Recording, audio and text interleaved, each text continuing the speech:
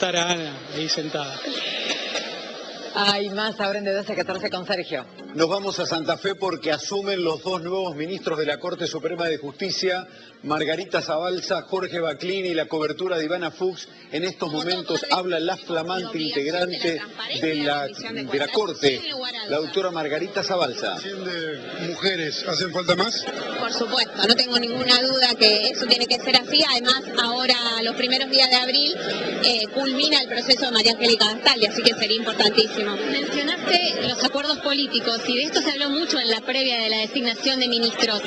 ¿Fue demonizado el acuerdo político que hoy vos de alguna manera lo reivindicaste sobre una situación nacional mucho más delicada que la que atravesamos en la provincia? Sí, por supuesto que reivindico la política, reivindico los acuerdos políticos cuando son correctos y de acuerdo al derecho y a la Constitución, y son para preservar el Estado de Derecho y el funcionamiento.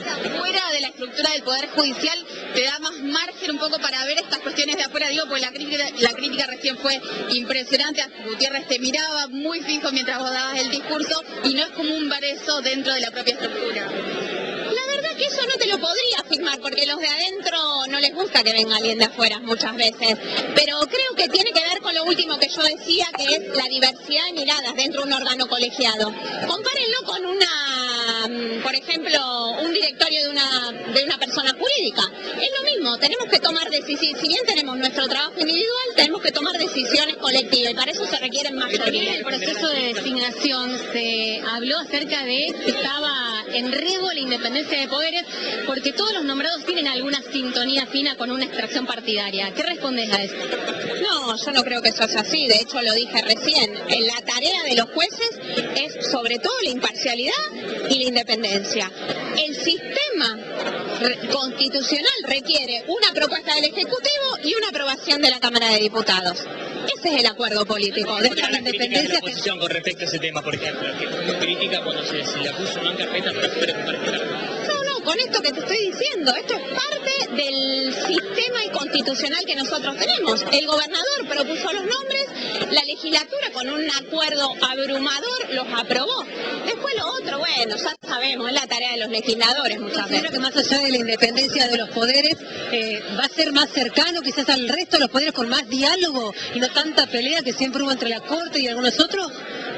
Yo creo que indudablemente el diálogo tiene que existir en cualquier ámbito de la vida. Imagínate conduciendo un poder del Estado. ¿Cómo imagina la convivencia de una corte que usted también lo dijo, es muy heterogénea desde las especialidades, las edades? En base al respeto, fundamentalmente. Y el factor humano antes que la eficiencia, o sin olvidarlo cuando se habla de la eficiencia. Ambas cosas son totalmente compatibles. La eficiencia, la eficacia y la esencia del humano por sobre todas las cuestiones. Gracias, muy amable. Bueno, así está la palabra de Margarita Zabalza, acaba de jurar como nueva ministra de la Corte. Estoy viendo, Sergio, si nos podemos acercar a Jorge Baclini, que habló hace un ratito, en realidad lo hizo antes de que hablase con los medios también Margarita Zabalza. Bueno, una jura que se hizo en un momento muy particular. Allí lo estamos viendo a Jorge Baclini, que bueno, está tomándose la foto lógica con su entorno familiar. Les decía, una jura que se hizo en medio de una gestión, la de Maximiliano Puyaro, que le ha puesto mucho énfasis a una necesaria, desde el punto de vista del actual gobierno, renovación del máximo tribunal. Hoy, de todas maneras, Sergio, no está el gobernador presente en este acto, sí ministros del Poder Ejecutivo, pero no el gobernador, que está en este momento a punto de presidir otro acto aquí muy cerquita, en el Salón Blanco de la Casa de Gobierno, pero decidió, bueno, no participar de esta ceremonia. Sí lo hicieron el ministro de Seguridad y Justicia, Pablo Cococcioni, y el ministro de Gobierno, Fabián Bastía. Bueno, aunque sea, a ver, una consulta, Jorge, brevemente, estamos en vivo para Canal 3, una síntesis de lo que fue su discurso en esta flamante nueva función, la mayor jerarquía dentro de lo que es el Poder Judicial. Bueno, yo también estoy en este momento un poco emocionado, como decía, son momentos únicos en la carrera de uno, y hace tiempo que venía trabajando. Bueno, esto fue también algo inesperado para mí.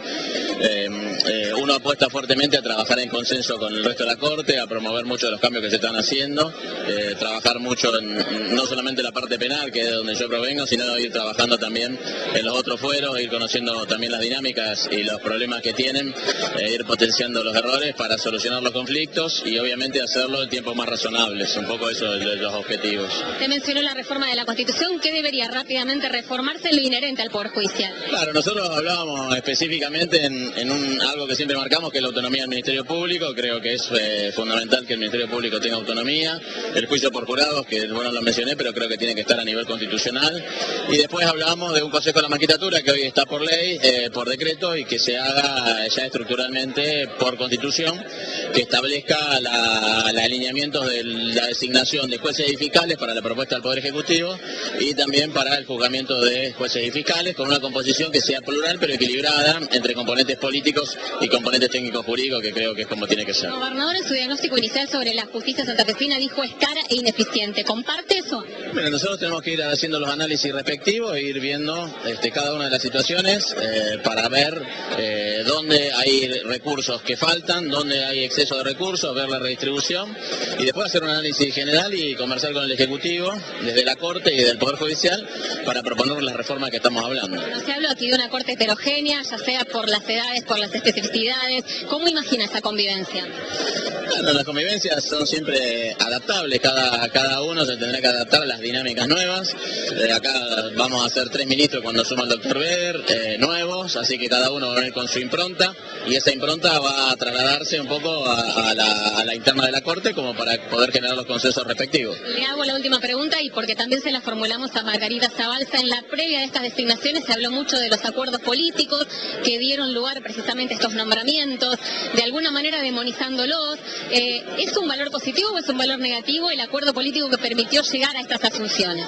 Los procesos de designación nosotros lo tenemos desde hace años y en todas las constituciones occidentales del mundo son procesos de designación que tienen consensos técnicos, jurídicos y políticos. Así que es parte, digamos, de la forma de designación que está establecida, que está pautada. Así que yo no tengo nada que plantear ni objetar en eso. Me parece que es algo que ya se viene haciendo desde hace tiempo, tanto en la designación de jueces, de fiscales, de todo lo que es el Poder Judicial. Una más, me permito. A propósito de lo que está sucediendo a nivel nacional, ¿alguna referencia que pueda hacer? ¿En qué sentido? Nombramiento de jueces y demás. El caso de los ministros de la Corte, por decreto. Digamos, en este sentido siempre hablamos de que las designaciones sean dentro del marco de la Constitución, que para nosotros es fundamental, y que sean en los procesos más adecuados al proceso legal. Eso siempre lo hemos remarcado. Gracias, Jorge, muy amable, lo libramos.